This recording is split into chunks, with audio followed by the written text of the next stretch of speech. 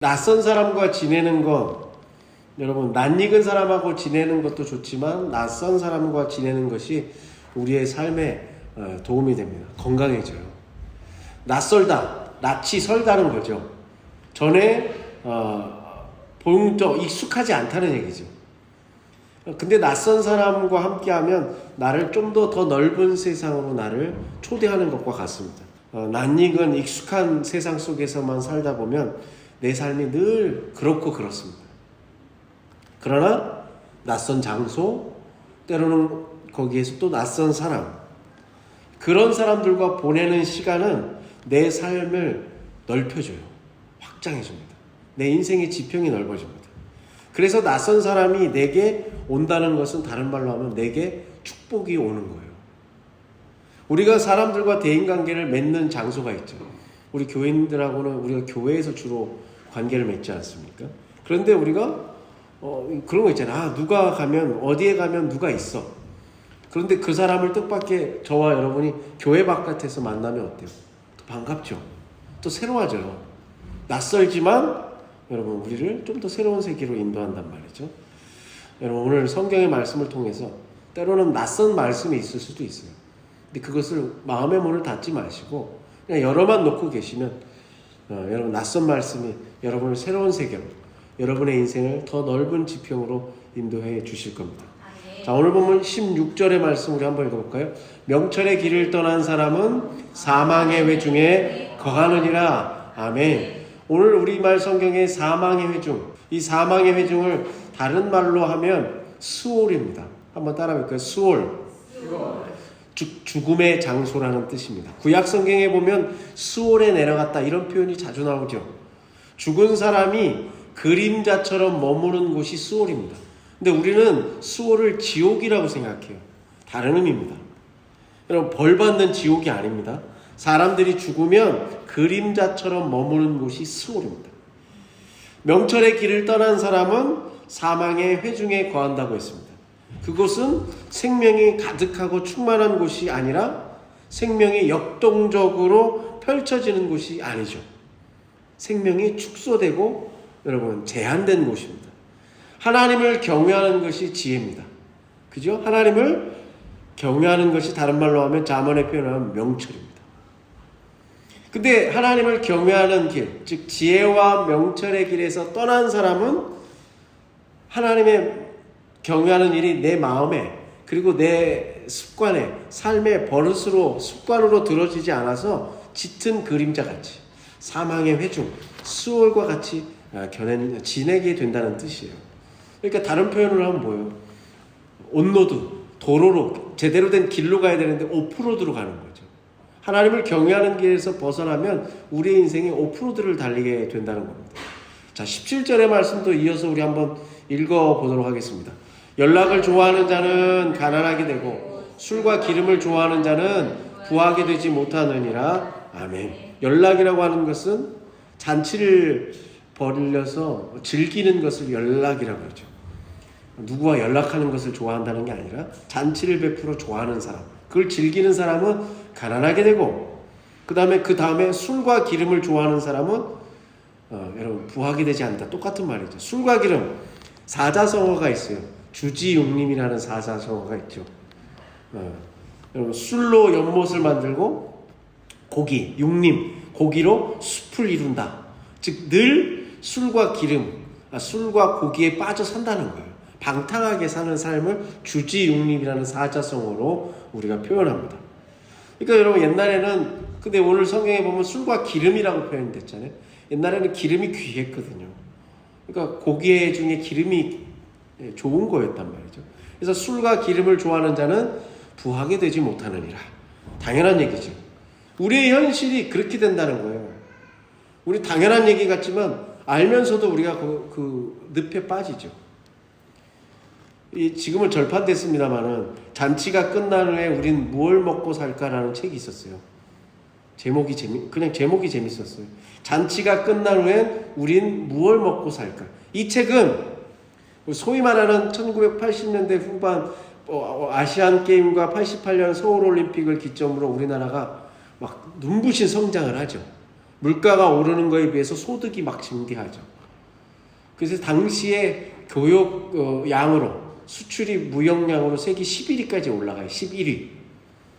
그래서 막 선진국이 된 것처럼 해서 맨날 그 뉴스에 나오는 샴페인을 미리 터트려가지고 뭐 이렇게 IMF를 왔다. 그러지 않죠. 그때는 샴페인 터트릴만 했어요. 근데 중요한 건 그런 얘기가 아니에요.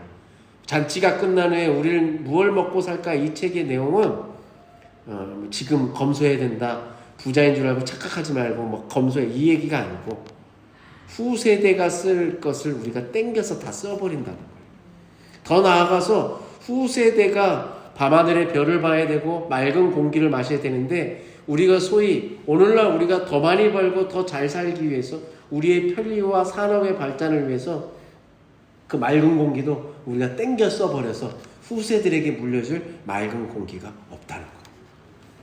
여러분 거기에 대한 이야기. 그러니까 우리의 삶의 태도를 바꿔야 된다는 거죠. 여러분 우리가 살다 간 자리에 우리의 자녀들이 여러분들의 손주들이 아니 우리의 후손들이 우리가 열심히 산 것 같지만 우리가 저질러 놓은 펼쳐놓은 온갖 쓰레기를 치우는 삶으로 그들의 삶이 여러분 대부분 허비될 거 말 거라는 거예요. 여러분 그게 우리의 자식이라고 생각해 보세요. 얼마나 안타까운 인생이에요. 그게 우리의 손주라고 생각해 보세요. 그들의 인생이 얼마나 비극적입니까? 여러분 우리는 예수 믿는 사람들 그리스도인입니다. 그러니까 우리의 삶의 자세를 여러분 한번 성찰해 봐야 돼요. 반성해 봐야 됩니다. 여러분 이 세상에 있는 모든 것에는 하나님의 숨결이 깃들어져 있습니다. 그래서 우리는 고마운 마음으로 하나님의 숨결이 깃들어져 있는 이 세상의 모든 것들을 잘 사용하고 누구에게 물려줘야 돼요? 우리의 후손들에게, 우리의 자녀들에게 물려줘야 됩니다. 여러분 우리가 벌써 느끼고 있잖아요. 가을이 짧아졌어요. 여름이 길어졌어요. 기후 이변을 우리가 느끼지 않습니까? 오늘 여러분 말씀을 이런 마음으로 한번 보면 굉장히 생생하게 다가오죠. 우리가 사는 세상에서 점점 사라지는 물고기, 사라지는 생물의 개체가 많아집니다. 내가 잘 살기 위해서 그 생물들이 사라지고 있는 거예요. 인간이 얼마나 잔혹한지를 보여주는 거죠. 그러면 여러분 오늘의 이 본문의 말씀을 우리가 심각하게 볼 수도 있고 내 삶의 자세를 반성하는 의미에서 볼 수도 있다는 말씀입니다. 자, 18절의 말씀도 이어서 한번 읽어볼까요? 21장 18절의 말씀입니다. 악인은 의인의 속전이 되고 사악한 자는 정직한 자의 대신이 되느니라. 아멘. 속전은 악한 일을 저질렀을 때 대가로 내는 돈이 속전이에요. 악행에 대한 배상으로 받는다는 거예요. 악인을 의인들을 구하기 위한 몸값으로 지불한다는 뜻입니다. 하나님이 그렇게 하신다는 거예요. 우리가 봤을 때는 악인이 형통하고 악인은 끄떡없는 것 같고 와 저렇게 해도 잘 먹고 잘 사는 것 같지만 하나님은 그렇게 하지 않으신다는 거예요. 부러워하지 말라는 거예요. 그들을 의인을 구하는데 대가로 지불하시겠다는 거예요. 악한 사람을 의인을 살리는 몸값으로 삼으시겠다는 거예요. 이게 하나님의 역사의 원리고 하나님의 구원의 섭리라는 겁니다. 그걸 잊지 말라는 거예요. 그 뒷부분에 뭐라고 그래요? 사악한 자는 정직한 자의 대신이 되느니라. 지금 세상에서 악한 일을 행하고도 여러분 승승장구하는 것처럼 보이는 사람들이 얼마나 많습니까? 선한 사람들, 법 없이도 산다고 우리가 얘기하는 이웃들이 얼마나 억울한 일에 여러분 얼마나 어려움을 당하면서 살아가고 있습니다. 하지만 세상은 그래서 악인이 역시 이기는 것 같지만 하나님의 역사는 절대로 그렇게 되지 않는다는 거예요. 반전이 있다는 거예요. 그게 뒤집어진다는 거예요. 역전이 일어난다는 겁니다. 하나님께서 사악한 자들을 대가, 속전으로 받음으로 정직한 사람들을 세워주신다는 거예요. 여러분 이 말씀을 꼭 이렇게 될 줄로 믿습니다. 아멘. 여러분 이사야 43장에 보면 비슷한 말씀이 있어요. 이사야 43장 3절과 4절 읽어볼까요? 대전하는 여호와 내 하나님이여 거룩한 이여 내 구원자임이라. 내가 애굽을 너의 속량물로 구스와 스바를 너를 대신하여 주었노라. 네가 내 눈에 보배롭고 존귀하며 내가 너를 사랑하였은즉 내가 내 대신 사람들을 내어주며 백성들이 내 생명을 대신하리니. 아멘. 여기도 나오죠. 이스라엘을 위해서 애굽을 속량물로 줘요. 구스, 여러분 스바, 오늘날의 에티오피아, 리비아거든. 여기를 이스라엘을 대신해서 값으로 몸값으로 지불한다는 거예요. 하나님의 말씀은 여러분 서로 시기가 다르고 말하는 사람이 다르지만 하나님의 말씀은 여기저기가 딱딱 맞아 떨어진단 말이에요. 이게 무슨 말이에요? 이 나라, 이 세상의 역사의 주인은 누구라는 거예요? 하나님이시라는 거예요. 우리가 여러분 빙산 아시잖아요. 빙산이 있어요. 그러면 물 위에 나오는 요만큼을 우리가 빙산의 일각이라고 그러죠. 여러분 그래서 어떤 사람은 일각 10분의 9대 1이라고 그래요. 바닷속에 있는 빙하가 9면 바다 위로 나오는 물 위로 나오는 것은 1이에요. 1대 9라고 얘기하거든요. 중요한 건 뭐예요? 보이는 게 다가 아니죠. 거기서 끝나지 않아요. 빙산이 떠다녀요. 바람이 막 어제 우리 바람 엄청 불었잖아요. 바람이 막 불어요. 오른쪽으로 불어요. 빙산은 어디로 갈까요? 왼쪽으로 갑니다. 밑에 있는 게 더 많거든요. 해류가 반대 방향으로 흘러서 빙산은 반대 방향으로 돌아요. 여러분 이런 것처럼 우리가 볼 때는 바람이 이쪽으로 불기 때문에 오른쪽으로 가는 것 같지만 하나님의 역사는 그 밑에 거대한 빙산을 움직이는 그 해류처럼 하나님의 역사는 때로 반대로 간다는 거예요. 우리는 그 보이지 않는 하나님의 섭리를 믿을 때 내 삶에 고난이 다가와요. 내 삶의 빙산의 일것같이 결코 적지 않죠. 그것도 크죠. 내 피부로 다가오는 어려움이 와요. 내 몸이 아파요. 생각만 해도 지끈지끈해요. 자식 생각만 하면 여러분 막 답답해요. 가슴을 칠 수밖에 없어요. 근데 그걸로 끝나지 않는다. 이 말씀을 믿으면 하나님의 역사는 더 큰 여러분 수면 아래에 있는 빙산처럼 하나님의 역사는 우리의 삶을 역전시키고 더 좋은 길로 인도하신다는 겁니다. 여러분 또 그 말씀이 대표적인 예가 구약성경 에스더서에 나와요. 에스더서에 보면 모르드게라는 인물이 나옵니다. 모르드게는 우리말 성경에는 목이 곧곧한 사람이라고 나오기 때문에 우리는 목이 곧다 그러면 보통 교만한 사람, 목이 뻣뻣한 사람으로 알지만 기계가 곧은 사람이라는 거예요. 대나무처럼 자고 우면하지 않고 눈치 보지 않고 권력에게 고개 숙이지 않고 자기의 정도의 길을 간다는 표현이에요. 근데 여러분 이 모르드게가 그렇게 남에게 굽실거리지 않는 것을 여러분 눈에 가시처럼 생각하는 사람이 에스더서에 나오죠. 바로 하만이라는 사람입니다. 하만은 여러분 모르드게가 너무 곱게 사는 게 너무 못마땅했어요. 그래서 그를 함정을 파서 결국 여러분 자기 앞에 굽실거리게 만들잖아요. 그래서 모르드게를 죽이기 위해서 앞에 성경처럼 뭘 만들어요? 높은 장대를 매달아요. 결국 여러분 모르드게를 매달려고 하는 장대에 누가 매달려요? 자기께 자기가 넘어가다 하만이 매달립니다. 그게 여러분 앞에 나오는 에스더 7장 10절의 말씀이에요. 여러분 이것이 의로운 자를 대신해서 사악한 자를 제물로 받으신다는 거예요.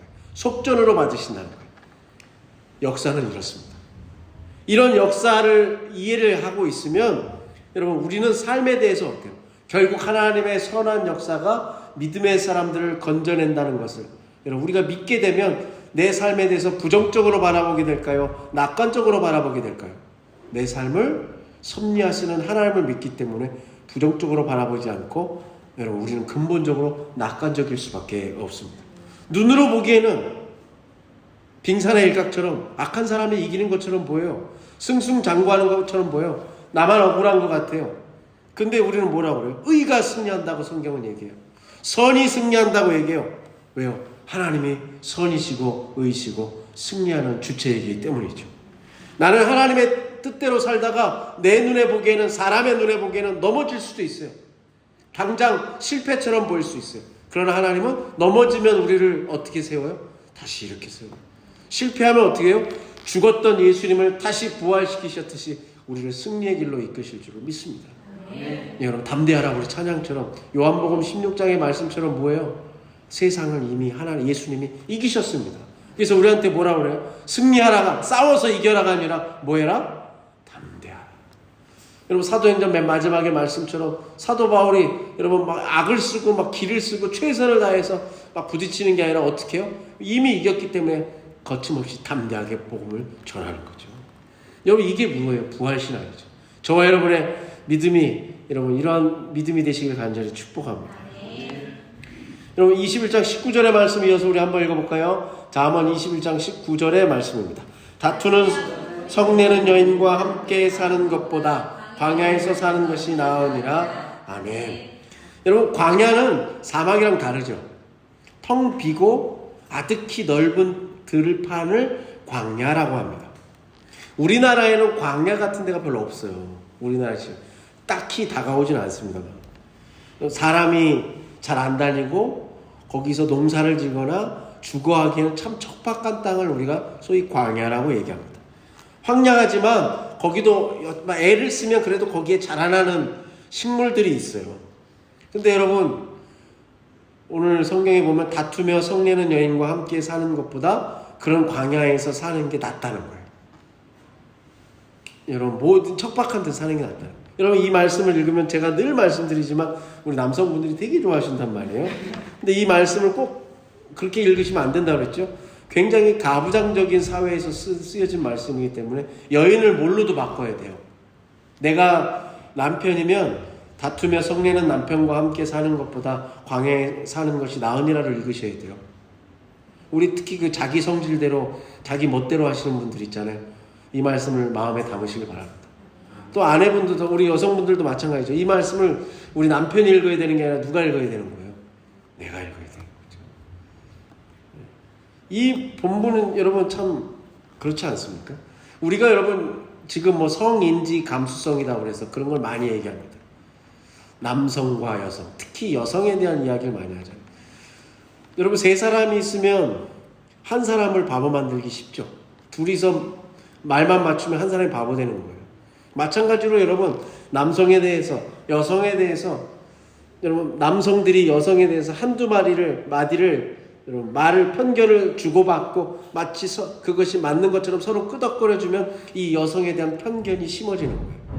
반대로 그 여성들이 한 남성을 놓고 해도 마찬가지. 아니 남성과 여성을 떠나서 사람 사이에 수군거리면서 한 사람을 매장하면 안 된다는 거예요.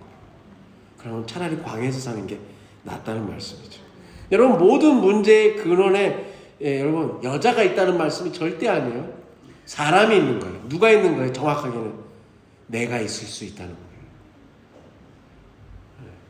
거예요. 근데 여러분 하나님의 이 말씀을 읽으면서 여자가 그렇다, 남자가 그렇다 그러면 그것처럼 천박한 게 없어요. 20절의 말씀 이어서 한번 읽어볼까요? 20절입니다. 지혜 있는 자의 집에는 귀한 보배와 기름이 있으나 미련한 자는 이것을 다 삼켜버리느니라. 아멘. 지혜 있는 자의 집에는 뭐가 있어요? 보배와 기름이 있어요. 여러분 집에 여러분 되게 귀한 보배와 기름이 어떤 게 있습니까? 다른 말로 바꾸면 내 집에 가장 고귀한 것, 귀한 것이 여러분 무엇이 있습니까? 한번 떠올려 보세요. 여러분 집에 가장 귀한 게 뭐가 있습니까? 오늘 성경은 우리에게 뭐라고 그러는가요? 저기 안방 수납장 두 번째 서랍에 있던 결혼 폐물, 여러분 옷장 어디에 숨겨져 있던 땡땡땡 핸드백, 신발장 어디에 있던 떼떼땡땡 신발. 아니요. 뭐 자동차? 여러분 아니요. 여러분 가장 고귀한 우리 집의 보물은 뭡니까? 가족이 서로 화목하는 것입니다. 서로 사랑하는 것입니다. 가족들이 우리만 알지 않고 더 나아가 잠언의 말씀을 읽는 것처럼 남들도 배려할 줄 아는 거예요. 어려운 이웃을 한번 돌아볼 수 있는 마음까지 있으면 그거보다 더 귀한 보배와 기름은 없습니다. 여러분 에덴 동산에 우리가 창세기 1장과 2장의 말씀을 읽어보면 에덴 동산에 대표적인 나무가 두 개가 있어요. 우리는 늘 선악을 알게 하는 나무, 일명 선악과는 알고 있는데 또 하나의 나무가 있죠. 또 하나가 동산 중앙에 있어요. 바로 생명나무입니다. 하나님이 선악과만 놔두지 않으시고 생명나무를 놔두셨어요. 둘 중에 어느 것을 추구하면서 살으라는 거예요? 생명나무를 더 가까이 하라는 거예요. 그런데 유혹에 결국 아담과 하와는 여러분 특히 하와가 어디를 어슬렁거려요? 선악과 주변을 어슬렁거리죠. 이때다 싶어서 뱀의 모습을 한 사탄이 결국 그를 유혹하여 여러분 선악과를 먹게 하고 혼자 먹지 않고 사이좋게 부부는 일심동체여서 나눠 먹게 되죠. 또 못난 남편은 자기에게 준 사람이 하와라고 뒤에서 그것을 고발합니다. 이게 뭐예요? 사람의 민낯이죠. 근데 하나님은 생명나무에 집중하기를 원했단 말이죠. 여러분, 잠언의 핵심은 여호와를 경외하는 것이 지혜고 여호와를 경외하는 것이 기본이고 명철이라고 했습니다. 즉 에덴 동산에서 생명나무를 통해서 우리의 생명의 근원, 뿌리를 내리고 줄기를 뻗고 열매를 맺는 그 나무, 땅과 하늘을 잇대어주는 그 생명나무를 통해서 여러분, 우리가 무엇을 배우기를 원하셨을까요? 하나님과 잘 지내라는 거예요.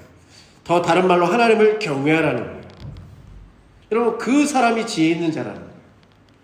여러분, 그 사람이 가정에 가장 귀한 보배와 기름을 갖고 있는 사람이라는 거예요.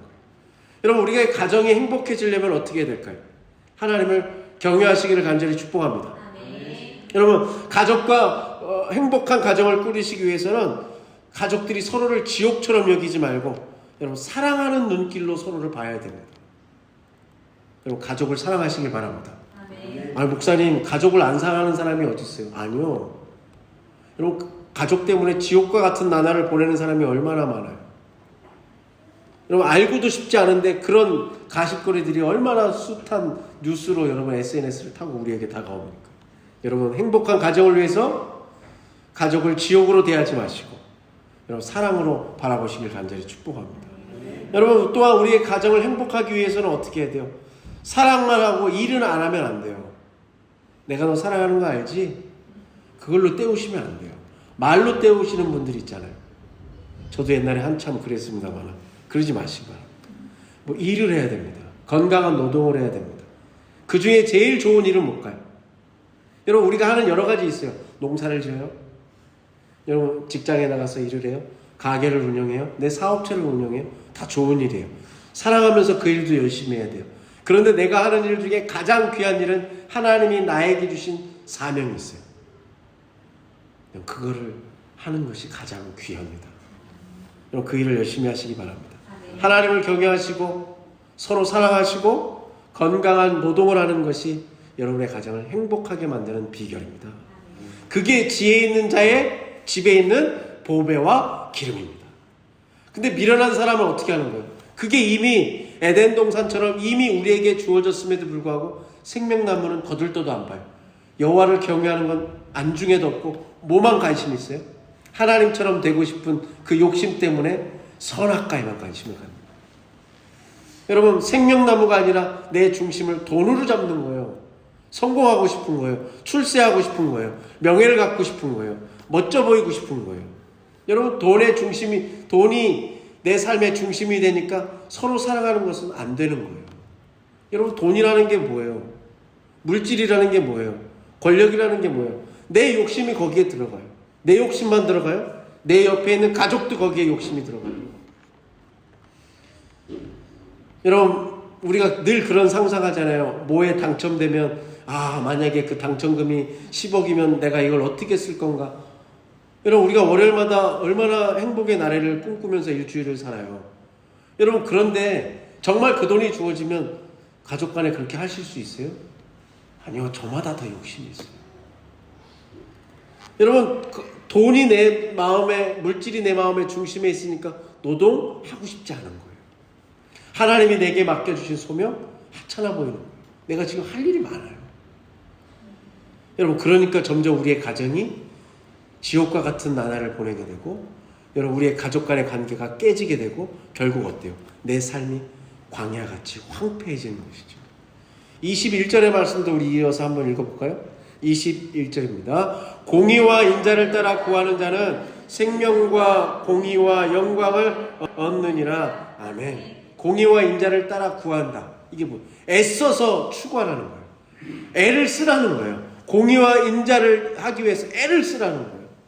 그래서 그것이 내 입술에 입버릇처럼 되고 내 손에 있고 내 발이 항상 그것을 향해 가게 하고 내 마음에 그것이 마음판의 세계에서 여러분 습관이 되게 하라는 거예요. 그러면 여러분 그렇게 살다 보면 내 말도 바뀌고 여러분 내 손으로 하는 일도 바뀌고 내 발이 향하는 것을 또 바뀌고 내 마음이 달라지기 때문에 내 삶이 좋아질 수밖에 없는 거죠.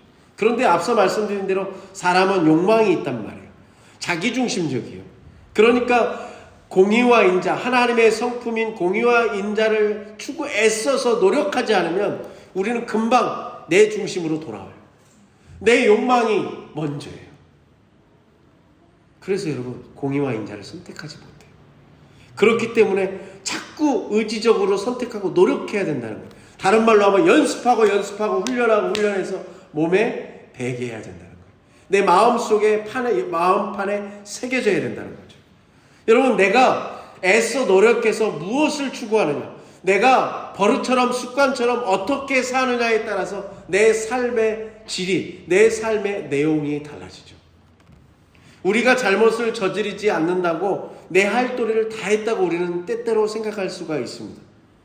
그런데 여러분, 성경은 거기서 더 나가라는 거예요. 하지 않는 거, 하지 말라, 뭐뭐 하지 말라, 거기에서 멈추지 말고 뭐야? 적극적으로 하라는 거예요.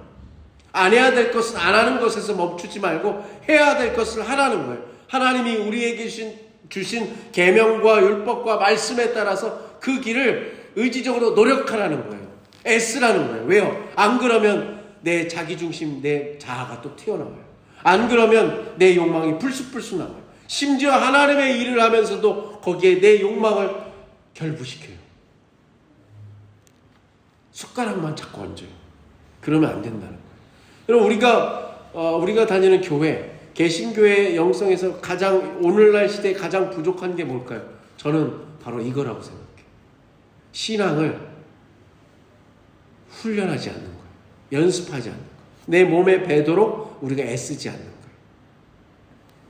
여러분, 기도, 그저께 제가 세미나가 있었잖아요. 지속 가능한, 거기 있었잖아요. 거기에 여러분, 최근 코로나 이후에 한국교회 교인들 중에 가장 많이 교회에 이탈하는 연령대가 어딘 줄 아세요? 20대, 30대, 40대, 50대, 60대 이상. 어딘 것 같으세요?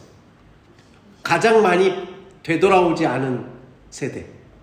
20대, 50대, 30대입니다. 20대는 80%가 돌아왔어요. 근데 의외로 30대가 제일 적게 들어와요. 그 다음이 40대. 여러분, 이 30대와 40대가 교회로 적게 들어오는 이유가 있어요. 그 중에 하나, 꼰대. 교회의 꼰대 문화. 똑같이 헌금하고 젊을 때 봉사해야지, 더 많이 봉사하는데 교회의 중요한 일을 여러분 결정하는 의결 당회에 없어. 집 사는 데지만 가만히 있으라고 그래요. 맨날 일만 시켜요. 그러니까 안 오는 거예요. 일리가 있죠. 30대, 40대가 안 오니까 그들의 자녀인 교회 학교가 안 와요. 30대가 제일 적어요. 놀라운 일이죠.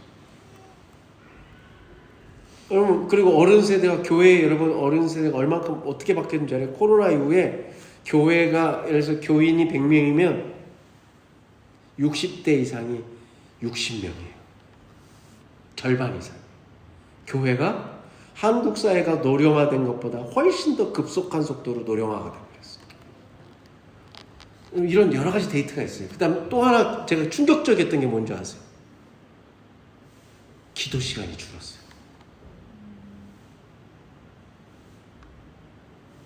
온라인 예배 드리면 되지. 기도 시간이 줄었어요. 여러분, 그거 굉장히 충격적이었어요. 기도 시간이 확 줄었어요. 근데 또 하나 희망은 있어요. 말씀을 읽는 시간이 늘어가고 있어요. 특히 어디 세대부터? 젊은 세대부터. 그리고 또 하나의 희망은 어르신들 있잖아요. 60대 이상의 분들이 아직 그래도 그분들이 그걸 버티고 있다는 거예요. 그럼 그 다음 말씀도 한번 읽어볼까요? 그 다음에 말씀이요. 22절의 말씀입니다. 22절이요. 지혜로운 자는 용사의 성에 올라가서 그 성이 의지하는 방벽을 허느니라. 아멘. 전쟁이 벌어지는 이야기예요. 그러면 적과 아군이 싸워요. 근데 싸워서 승산이 없어요. 그러면 어떻게 해야 돼요? 그럼 대군하고 맞서려면 거기에 맞는 전략을 펼쳐야죠. 비대칭 전략을 가져야 된단 말이죠. 다른 말로 하면 게릴라전. 그럼 치고 빠지고 막 이런 걸 해서 상대방을 괴롭혀야 돼요. 전면적으로 붙으면 어떻게 되는 거예요? 싸워봤자 100점 100패죠. 지혜로운 사람은 어떤 사람이에요? 남이 보지 못하는 남들의 틈새를 보는 거예요. 그게 지혜로운 사람이에요. 23절의 말씀 제가 읽어볼게요. 23절입니다. 입과 혀를 지키는 자는 자기의 영혼을 환난에서 보전하느니라. 아멘. 잠언의 말씀에 보면 이 말조심하라는 얘기가 끊임없이 나오지 않습니까? 우리의 새 치어가 내 인생을 불살를 수도 있고 우리의 새 치어가 생명을 구할 수도 있죠. 혀를 지킬 수 있는 사람이 되어야 됩니다. 혀를 지키는 저와 여러분이 되시길 간절히 축복합니다. 여러분 바른 말을 해야 됩니까? 안 해야 됩니까? 제가 질문을 드리고도 매번 죄송한 마음이 있습니다. 여러분 바른 말을 해야 돼요. 그런데 바른 말이라고 해서 다 좋은 것은 아니죠. 바른 말을 하기 위해서는 반드시 담보돼야 되는 게 뭐냐면 침묵입니다. 침묵이 있어야 됩니다. 여러분 침묵의 색이라는 책인데 거기에 보면 의사소통을 할 때 세 가지가 있어야 돼요. 나의 뜻을 올바르게 전달할 수 있는 말, 글이든 말이든 그걸 내가 뭐 뜻이 있으면 그걸 잘 설명하거나 말을 해야 되잖아요. 그다음 두 번째는 내가 그렇게 했듯이 상대방의 말을 경청해줘야만 의사소통이 잘 돼요. 마지막이 중요해요. 마지막으로 의사소통을 잘하기 위해서는 한번 따라해볼까요? 침묵을 두려워하지 않아야 합니다. 침묵을 두려워하지 않아야 합니다. 저도 몰랐는데 목회를 하다 보니까 제가 침묵 갑자기 두세 사람이 얘기하다가 갑자기 정적이 올라요. 그러면 그걸 잘 못 견디는 거예요. 근데 그걸 두려워하지 말라는 거예요. 침묵이 찾아오면 우리는 불안해요. 그래서 쓸데없는 막 농담도 하고 막 그래요. 여러분 아메리칸의 인디언들 있지 않습니까? 원래 거기에 살았던 원주민들. 원주민들은 자기 마을에 또 다른 원주민이 찾아오면 어떻게 하냐면 바로 그 사람을 확 환대하지 않아요. 그들의 표현에 의하면 잠깐 가만히 앉아서 담배 한 대를 피운답니다. 왜요? 그 사람의 몸은 왔지만 그 사람의 영혼은 아직 도착하지 않았기 때문에. 그런 여유를 가졌다는 거예요. 불안해하지 않는다는 거예요. 침묵을 두려워하지 않는다는 거예요. 여러분 우리가 말 조심하는 것도 중요하지만 심사숙고하셔야 돼요. 시의적절한 침묵을 할 수 있는 지혜가 있어야 돼요. 그리고 이왕 말하면 따뜻한 말을 하셔야 돼요. 오늘같이 어떤 사람이 그러더라고요. 오늘 아침 라디오에 여러분 지금 날씨가 추워지고 가을철이 되면 우리의 피부가 어떻게 되죠? 건조해지죠. 저도 우리 와이프 말 듣고 좀 더 젊었을 때부터 열심히 로션도 바르고 했으면 제가 더 탱탱한 피부를 가졌을 텐데 요즘 많이 후회합니다만 지금도 열심히 바르려고 애를 씁니다만 여러분 우리가 피부를 위해서도 로션을 바르잖아요. 말도 우리가 하는 말 중에 무미건조한 말이 있어요. 아무 의미도 없고 건조해요. 아니요. 이 가을철에 여러분 무미건조한 말이 아니라 의미 있고 재미있고 따뜻한 말, 촉촉한 말을 옆 사람과 나누시기를 간절히 축복합니다. 자, 24절의 말씀도 읽어볼까요? 무례하고 교만한 자를 이름하여 망령된 자라 하나니 이는 넘치는 교만으로 행함이니라. 아멘. 무례하고 교만한 자를 오늘 성경은 뭐라고 그럽니까? 망령된 자라고 해요. 망령된 자. 우리 주변에 무례한 사람이 많아요. 나이가 계급인 줄 알아요. 어제도 우리 전사님들하고 있었단 말이죠. 이렇게 있어요. 그러면 소위 말하는 학교 선후배 관계잖아요. 근데 많이 시대가 바뀐 게 뭔지 아세요? 후배여도 우리가 다 존대를 해요. 그분들은 저희를 볼 때마다 다 어렵지만 저희도 해요. 이 시대가 바뀌었단 말이에요. 계급이 깡패인 시대가 있었죠. 특히 통성명하면 내가 나이 많다 생각하면 상대방이 바로 뭘 놔요? 말을 놓죠. 이게 아니라는 거예요. 여러분 우리는 그걸 그냥 매너가 없네. 요즘 세상에 그런 사람이 이게 아니에요. 여러분 그렇게 하는 행동은 하나님이 지으신 이 창조 질서를 우리가 여러분 망가뜨리는 거예요. 허심탄회하게 얘기하라고 하죠. 그리고 허심탄회하게 얘기하면 바로 조직의 쓴맛을 보게 하잖아요. 여러분 그거 아니라는 거예요. 그래서 여러분 제가 예의라는 말 있잖아요. 무례하다, 예의, 예자. 여러분 앞에 보이시는 예자. 예자는 보일 시자하고 풍요할 풍자예요. 근데 풍요할 풍자가 뭐냐면 책상 위에 재물, 제사를 드릴 때 바치는 재물이 있는 게 풍요할 풍자예요. 우리 옛날에 제사상에 초라하게 놓습니까? 어렸을 때 그랬거든요. 왜 사과를 하나만 놓으면 되지? 저거를 굳이 위에를 깎아가지고 몇 개를 탑을 싸서 놓나? 풍요하게 그게 풍요했던 거예요. 그게 보이게 만드는 게 예예요. 여러분 제사를 드리는 거 조상을 잘 섬기는 게 예였단 말이에요. 음식을 마련하는데도 절차가 있었어요. 정해진 절차에 따라서 의식을 행하는 게 예였단 말이죠. 그러다가 여러분 시대가 흘러서 춘추 전국 시대에 이게 빠져요. 종교성이 빠져요. 그래서 소위 예가 어떻게 바뀌냐면 한번 파란색 글자 읽어볼까요? 사람이 마땅히 지켜야 할 도리. 이게 예예요. 서양에서는 아리스토텔레스가 이걸 중용이라고 하는 거죠. 사람이 마땅히 지켜야 될 도리가 뭐라고요? 예예요. 그러니까 여러분 다른 사람들 예를 들어서 여러분 즐거운 자리에 갔어요. 근데 거기 가서도 점잖게 앉아서 가만히 있어요. 그러면 뭐예요? 예의가 아닌 거예요. 상갓집인데 거기 가서 막 혼자 노래 부르고 춤추고 막 이러면 그것은 예의가 아닌 거예요. 하나님 앞에 예배 드리러 왔는데 여기서도 여러분 내가 하루 종일 고민하고 돈 걱정하고 앉아있으면 하나님 앞에 예가 아닌 거예요. 여러분 교만도 문제지만 뭐든지 넘치는 게 문제예요. 여러분 잠언의 말씀이 우리에게 아주 구체적으로 얘기해주고 있습니다. 25절의 말씀도 한번 읽어볼까요? 25절입니다. 게으른 자의 욕망이 자기를 죽이나니 이는 자기의 손으로 일하기를 아멘. 욕심은 커요. 잘 먹고 잘 살고 싶어요. 편하게 살고 싶어요. 그런데 게을러요. 이거보다 더 나쁜 건 없죠. 그래서 막 꿈은 커요. 우리 간혹 우리 젊은 세대들이나 자녀들 중에 옛날에도 있었어요. 내가 뭐 이런 일 할 사람으로 보여요? 포부는 그런데 절대 뭐예요? 굳은 일 안 해. 그런 사람들이 얼마나 많아요. 여러분 우리 아이들 중에 막 시험이 다가와요. 근데 시험이면 시험 범위를 알고 거기 공부를 해야 되는데 책상부터 치워요. 몇 시간 동안 책상을 치워요. 그리고 앞으로 남은 시간에 내가 어떻게 공부할 건지 또 자를 대면서 그 시간표를 그려요. 이런 아이들은 시험을 잘 볼까요? 못 볼까요? 잘 못 봐요. 공부 못하는 아이들의 전형적인 예죠. 여러분 게으른 자와 욕망을 죽여야 돼요. 여러분 수도원에 보면 지난 시간에도 수도원 이야기를 했습니다만 수도원에 가면 수도원 입구에 반드시 이 글자가 있어요. 읽으실 필요가 없어요. 오라 에트 라보라. 이게 라틴어거든요. 여러분 그 밑에 그 뜻이 뭐라고요? 기도하라, 노동하라. 수도원에 들어가면 기도하라. 우리는 그래서 한국에 들어와서 그게 뭘로 바뀌어요? 기도원으로 바뀌잖아요. 뒤에가 없어요. 원래 기독교의 수도원의 전통에는 기도와 노동이에요. 노동과 기도. 아침에 일어나요. 예배를 드려요. 그리고 나서 바로 뭐래요? 밥을 먹어요. 밥을 먹을 때도 한 사람은 계속 성경 말씀을 읽어요. 그럼 밥을 먹고 나서 뭘 하냐면 바로 나가서 일을 해요. 낮 시간에 들어와요. 또 기도를 해요. 그리고 나서 또 밥을 먹어요. 오후에 또 어떻게 해요? 또 다른 장소에 가서 또 밭을 메고 일을 해요. 저녁에 깊은 말씀의 묵상을 해요. 산책을 해요. 여러분 이게 수도원의 전통이에요. 거기에 핵심은 뭐예요? 기도하라, 노동하라.